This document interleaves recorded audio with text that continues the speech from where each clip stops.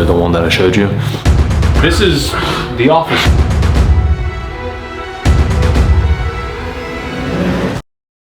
If you're gonna get me as your coach, I'm going to change your life however I possibly can.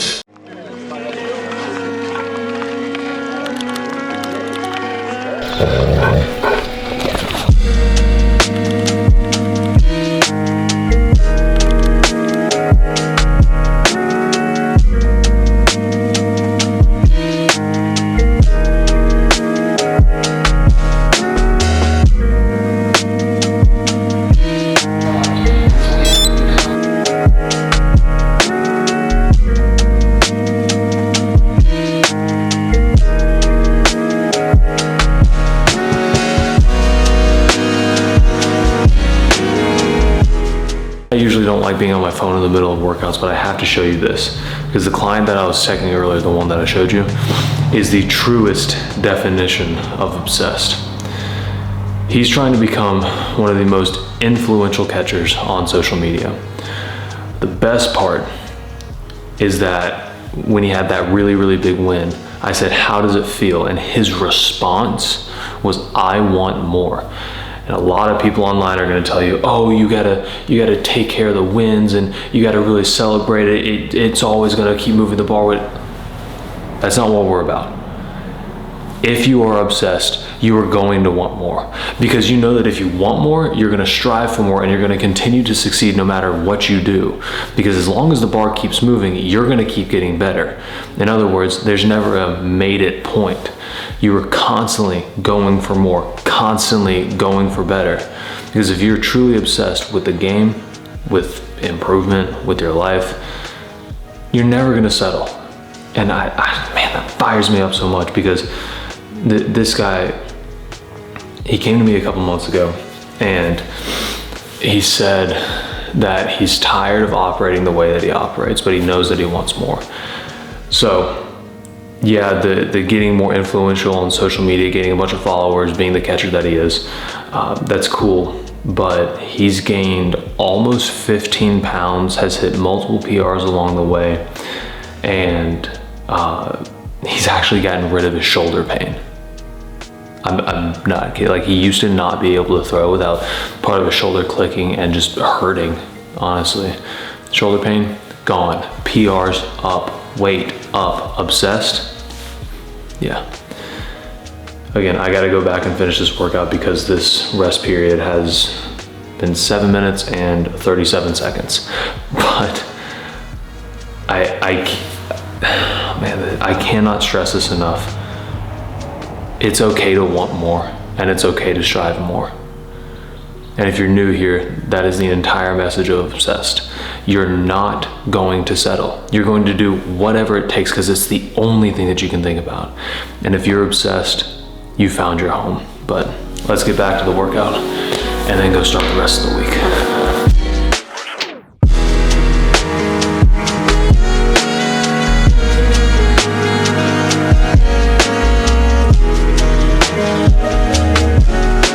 So every single Monday morning, I review my calendar, see what calls that I have for today, but most importantly, I am putting out fires that happened over the weekend. And no matter what industry you're in, you're always going to deal with some clients that are more frustrating than others. But then it's immediately into my one-on-one calls and check-ins with my clients. But this one specifically, we're reviewing the program, making sure everything's dialed in for the month ahead, and making any last-minute tweaks that we need to. And as soon as that was over, I had a really good conversation that I want you to hear. Like the fact that it's so monotonous, and see, the thing with the setup is no matter what happens from here, as long as the expectation is set, you're good to go. Everything inside of that sheet, not only good, but it's also neat. So when I think about any hitter doing this, it is a no-brainer. An absolute no-brainer. They will get better. The difference is, how do you go find them? I'm going to tailor it to whatever you need. If you can only work 3 days a week, okay, well, we're going to maximize those 3 days. But I also have hitters that go 6, 7 days a week. Now, are those like extra 6th and 7th day, really high intense? Absolutely not. But if they're available to go do something, then I'm definitely going to make sure that maybe it's a more of a recovery day. Here's a little bit more mobility for you to do, some light swings off the tee, whatever it may be. But, I have a core 4 to 5 days where it's all go. If you can only give me 3, well, I'm not going to hold that against you. Like, that's your life. Right. Especially if you have siblings and your parents have to go each and every way, and maybe you can't go to the cage this day, whatever. It's like, no, if you're going to get me as your coach, I'm going to change your life however I possibly can. So how is it going to affect your life if this guy over here does 6 and you can only do 3? It's not going to, because y'all live 2 different lives.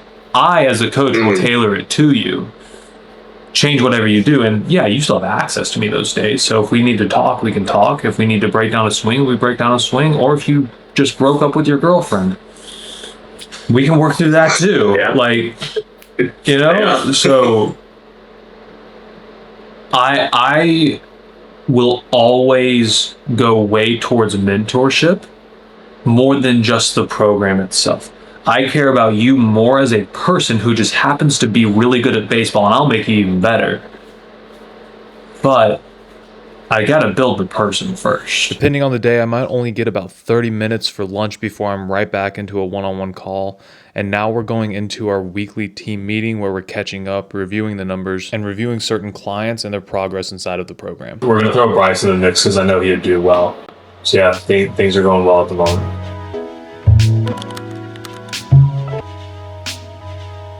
So today was basically the same thing as yesterday. I just had a whole bunch of Zoom calls, and I'm not going to bore you with that. Little dog, where do you go?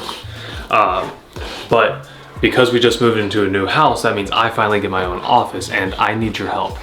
See, I've got my entire shelf here, all 3 of my main gloves, the books, even the dog hat, all my camera gear.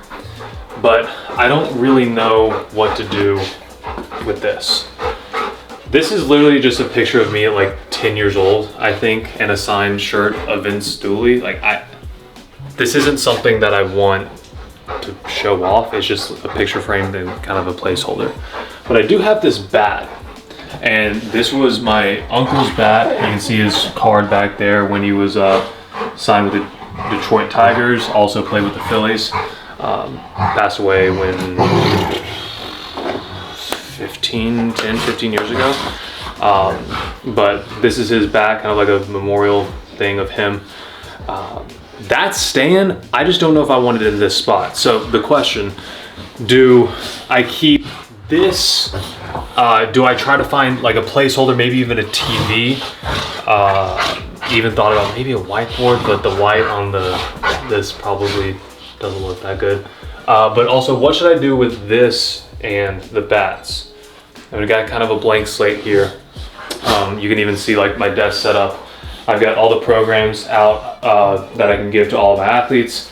I've got my notebook, and this is also part of the Bible study and Bible verse that I'm going to do at the end of this video. So this is the office tour. I just need to know what to do. This is staying. Big fan of this. What do I do? Hey, dogs.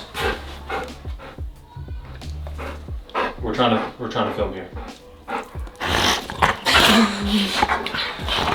So let me know.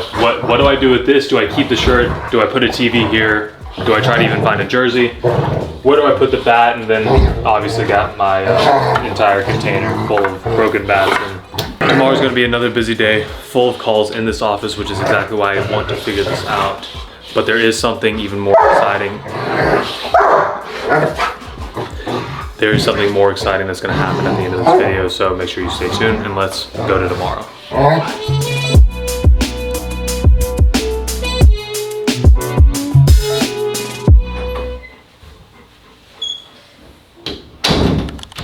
Every single Wednesday morning, I run a Bible study with coaches all across the country.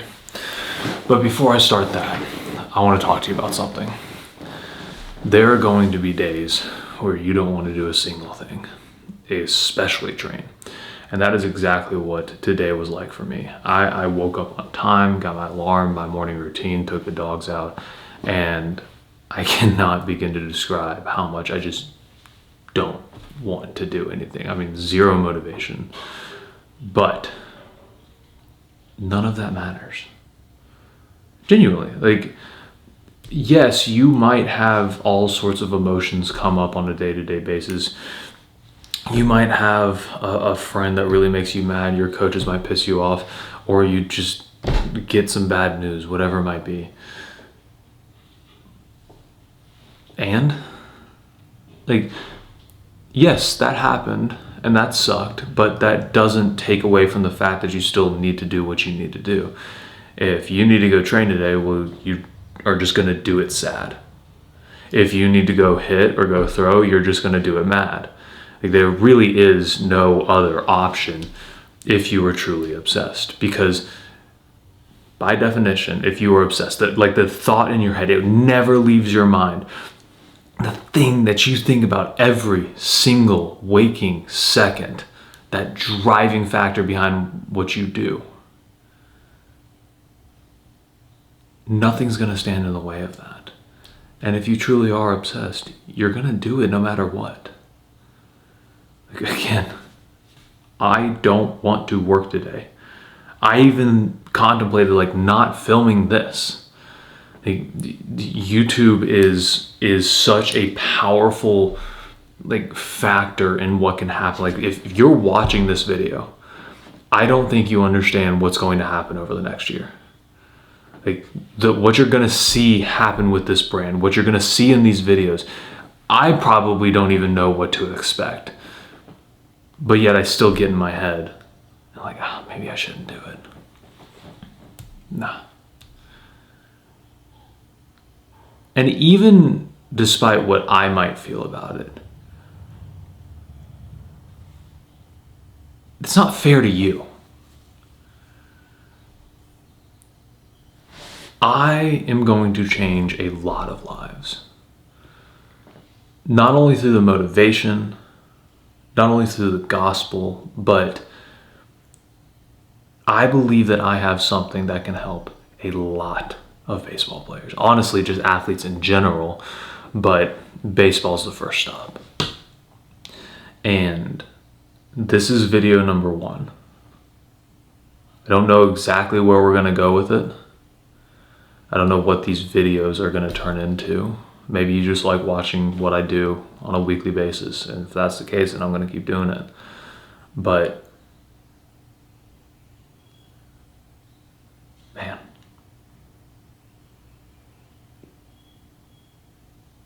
if you are obsessed, like, this is for you. I want to mentor the athletes that are still playing, the ones that are trying to get drafted, the ones that want that contract. And yes, like the 12-year-olds that say that they do, that's cool and all, but I'm saying, like, the elite athletes. This is going to be big. And if you're watching this first one, you're on the forefront of it, so you better get ready. And before I start this Bible study, I want to leave you with this. Nobody's going to understand you. You probably actually already know that. Nobody's going to understand you. Nobody's going to understand the passion behind why you do what you do. And I can sit here and tell you all this stuff of, oh, that's great, use it as motivation and blah, blah, blah. It's tough, I get it. But I actually want you to listen to this. It's Matthew chapter 5, verses 11 and 12. Blessed are you when people insult you, persecute you, and falsely say all kinds of evil against you because of me. Rejoice and be glad, because great is your reward in heaven, for in the same way they persecuted the prophets who were before you. Again, like, the whole grind culture, hustle culture of use it as motivation, prove all of them wrong is great, but it's even biblical that if they're insulting you, you are blessed, especially if it's because of the way that you preach. Spread the word, the way that you live your life, when you don't cuss, when you act differently than they do, when you don't go out and party because you care about your health, you take care of yourself and nobody understands it, but yet you do. You have so much potential. You have so much potential. But the thing that's holding you back is what you think others are thinking about you. I dealt with it. I dealt with it so much growing up. I held myself back because all I thought about was, if I do this, what are my teammates going to think about me? It was like a plague. And I don't know who's hearing this, but what I want you to know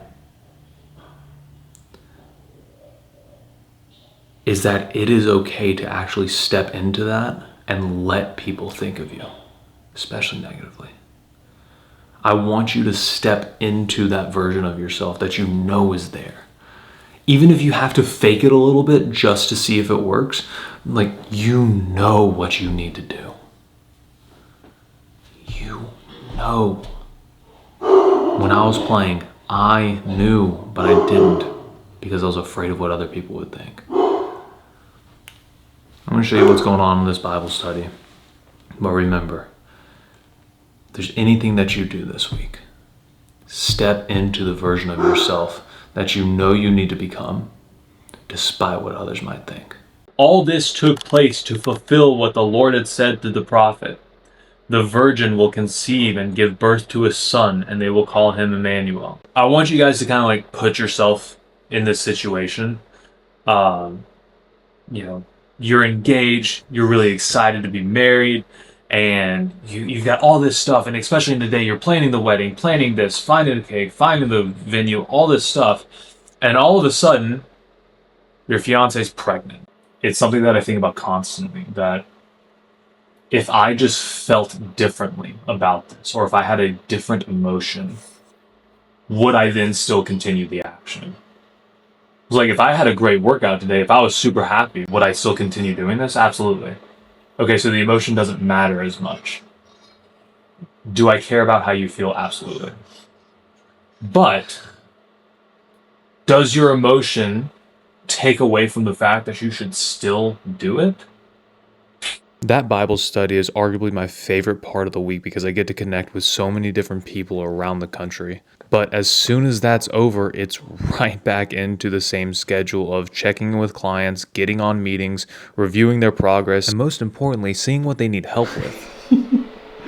Hey, bud. You comfy? And in this final meeting, this client hit me with a massive update and said that he wants to continue working with us for another 6 months. So I couldn't have asked for a perfect last meeting. This was completely unexpected. Yesterday, I put a story or a poll on my story asking people what they struggled with the most this season. And almost 50% of people said mindset. Like, the answers were mechanics, exit velo, mindset, and strength. Literally almost half said mindset. And I need to address that, like, on my story, but more importantly, I gave them the ability to ask questions, and I've got these that I need to answer. So you're gonna get to see it live. Well, not live, it's recorded. You know what I mean. I posted this poll yesterday asking what you guys struggle with. That sucks. I posted this poll yesterday asking. Welcome to content creation, where you're going to film multiple times. But seriously, like, mindset is a huge issue in the game, and it's way more prevalent, which is exactly where Obssd is going to change the game. We have to do something about it, and if you are watching this and want to be a part of it, come join. I'll change your life.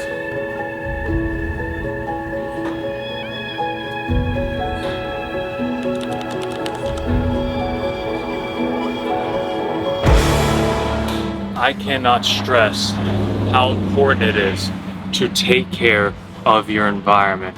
But even more so, if you can control it, literally get to a place where you enjoy, like, I get some of you like living in the city. Look at this. Look.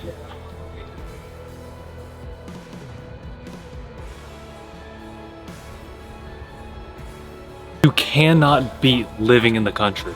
But today, as you guessed, was filled with more Zoom calls. That's what most of the day is, like talking to you, especially when you work with me and you're one of my athletes. Like, it's every single day. It's either making more content for you, talking to you, or running a business to talk to more of you. But your environment matters way more than you realize. The people that you're around, honestly, the family that you're around, the thoughts, the music, the words, everything. That is why you have to become obsessed. You can't just lack in this area but try hard here.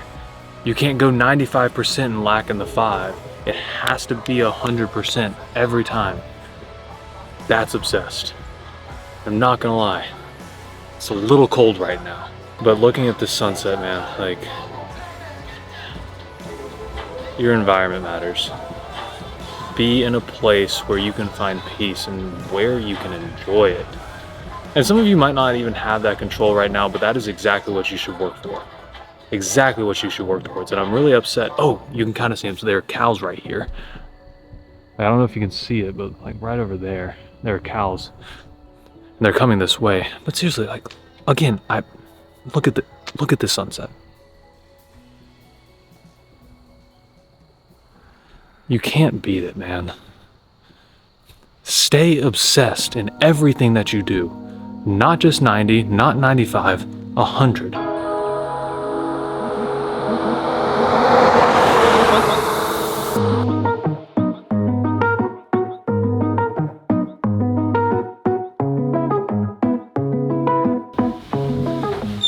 Okay, so here's the plan. Caitlin is not home right now, and tomorrow is her birthday, which means I've invited friends over for dinner and she has no idea. To not get into the details, but she has had an incredibly tough week leading up to this. And I need to make it more special. So, I don't know why I'm whispering, she's not here. So, tomorrow's her birthday. We've got a whole entire day planned for that. But for today, her friends are coming over and she doesn't know about it. She thinks that we're having a very generic dinner. She's kind of upset about it. Thinks that we're just gonna stay in. You know, so-and-so already said that they can't do this and we can't go here. It's all fake. And I can't wait to show you guys. But first, I actually have probably the busiest day that I've had and I don't know how long. Full of meetings, which is a blessing. Don't get me wrong. I get to help so many of you when I do this. But on a day like today, it is madness. Hey, bud. Say hi. Okay. But yeah, it is absolute madness. So let's get these meetings started and then we get to make the surprise happen. Oh, that is not focused. That entire clip might have been out of focus, and if so, I'm gonna be really upset, but I am not about to refilm it, so hopefully you stayed and listened. I don't want to get too nutty with 70s and test the shoulder out, but I'm like, you know what, this is progress here. Like, obviously it's really cool to see the progress, but mentally, how do you feel? I would say the discipline aspect of it, dude, I mean, if you want to see this is my vision board. Dude, I mean, just to see the transformation that you've made, like, in 4 months is unreal. Like, even the shirt that you're wearing now, like, I can see the sleeves are absolutely filled out. It's awesome. But the mentality that you have now, and even adding in just the deeper of the relationship that you've built with Christ, and it's very noticeable in how you handle yourself and how you just show up on a daily basis. I mean, right, we talk at least once a week, if not multiple times a week. You've got more energy, you've got more joy. I mean, if we want to talk about fruits of the Spirit, that's obvious. But it's almost like it's brought a new life of you get to wake up and you know exactly what to do every single day. And in a positive way, that's given you more freedom because I don't have to think as much anymore. I just go and execute. And that is exactly what we want. And I mean, it's showing.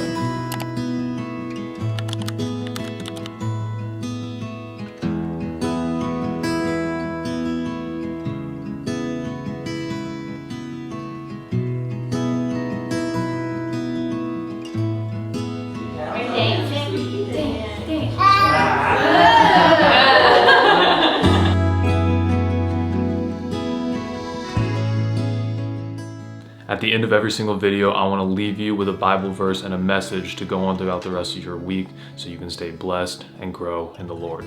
1 Corinthians chapter 9, verses 24 through 27. Do you not know that in a race all the runners run, but only one gets the prize? Run in such a way as to get the prize.